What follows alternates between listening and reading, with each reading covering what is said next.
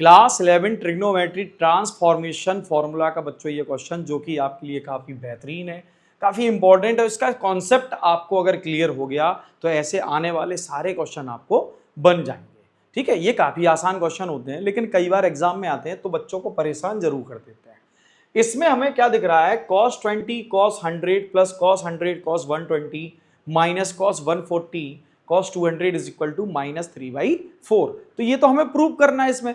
तो बच्चों लेकिन क्या है कि इसको प्रूव कैसे करेंगे, इसका कॉन्सेप्ट क्या है। देखो, जब भी हमें cos A cos B के फॉर्म में कोई भी ट्रिग्नोमेट्रिक फंक्शन या ट्रिग्नोमेट्रिक वैल्यू मिलती है तो ऐसी कंडीशन में बच्चों हम इसमें 2 का मल्टीप्लाई कराते हैं, 2 से डिवाइड कराते हैं और जैसे ही इसमें 2 का मल्टीप्लाई होता है ये आइडेंटिटी बन जाती है हमारी cos A plus B plus cos A minus B। ठीक है, यहां तक बात क्लियर हो गई होगी। सो आइडेंटिटी से रिलेटेड जो बात थी वो क्लियर हो गई होगी। तो बच्चों आपको समझ में आ गया होगा कि इस पूरे फंक्शन में हमें 2 का मल्टीप्लाई कराना होगा और साथ ही साथ 2 से डिवाइड भी कराना होगा। सो बच्चों इसमें हम 2 का मल्टीप्लाई कर लेते हैं। इसका LHS हमारे पास क्या है, LHS है cos 20 cos 100 cos plus cos 100 cos 140 minus cos 140 cos 200। सो बच्चों हम क्या करते हैं, इसमें 2 का मल्टीप्लाई एंड 2 से डिवाइड करा लेते हैं। ठीक है, लेकिन 2 का मल्टीप्लाई इस पूरे ओवरऑल फंक्शन से होगा तो हम इस मल्टीप्लाई में जो 2 दिख रहा है आपको सारे फंक्शंस के साथ सेपरेट कर देंगे, यानी कि 2 cos। देखो यहां पर जो ग्रेटर वैल्यू होती है उसको हम आगे रख लेते हैं, cos 100 cos 20 plus 2 cos 140 into cos 100 minus 2 cos 140 into cos 200। ठीक है, अच्छा यहां मैं क्या लिख दूं, यहां लिख दूं मैं 200 और इस जगह पर 140। ठीक है, इससे ज्यादा फर्क नहीं पड़ता, लेकिन क्या होता है जनरली हम बच्चों यहां पर a को ग्रेटर एंड b को स्मॉलर नंबर लेके कंसीडर करते हैं क्योंकि cos के साथ माइनस आएगा, उससे ज्यादा फर्क नहीं पड़ेगा।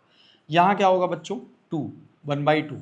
सो ये हो जाएगा हमारे पास cos 100 plus 20 plus cos 100 minus 20 plus cos 140 plus 100 plus cos 140 minus 100 minus cos 200 plus 140 and minus cos 200 minus 140। भाई यहां हमने दोनों को माइनस इसलिए दिया क्योंकि बच्चों इस फंक्शन के बाहर, इस वैल्यू के बाहर, इस ट्रिग्नोमेट्रिक वैल्यू के बाहर माइनस है। ये माइनस दोनों टर्म्स को क्या कर देगा, नेगेटिव कर देगा। ये बात समझ में आ गई होगी। इसके बाद क्या करेंगे बच्चों, इसके बाद हम क्या करेंगे, ये देखेंगे ये वैल्यू क्या है। ये हमारे पास cos 120, तो क्या बच्चों cos 120 को मैं ये भी लिख सकता हूं 180 माइनस 60। अभी भी 120 ही लिखा है। ठीक है, ये लिखा है हमारे पास cos 80, ये लिखा है बच्चों cos 240।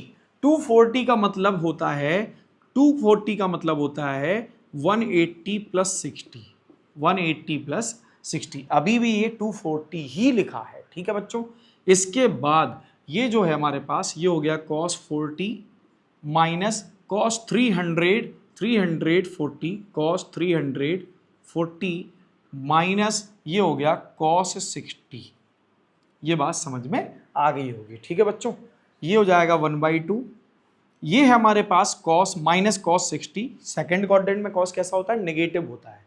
सेकेंड क्वाड्रेंट में cos कैसा होता है, नेगेटिव होता है। तो ऐसी कंडीशन में यहाँ माइनस आएगा, minus cos 60 plus cos 80 minus cos 60। ये थर्ड क्वाड्रेंट, 180 प्लस थीटा यानी कि थर्ड क्वाड्रेंट, सो ये भी माइनस का, plus cos 40 minus cos 340 minus cos 60।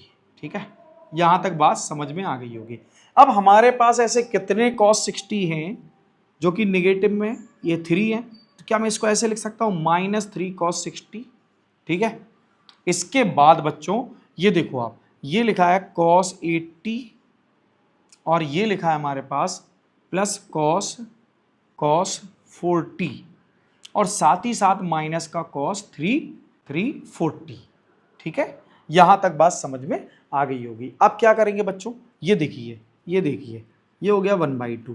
ठीक है, और ये हो गया बच्चों हमारे पास माइनस का 3/2। कॉस 60 की वैल्यू क्या होती है 1/2।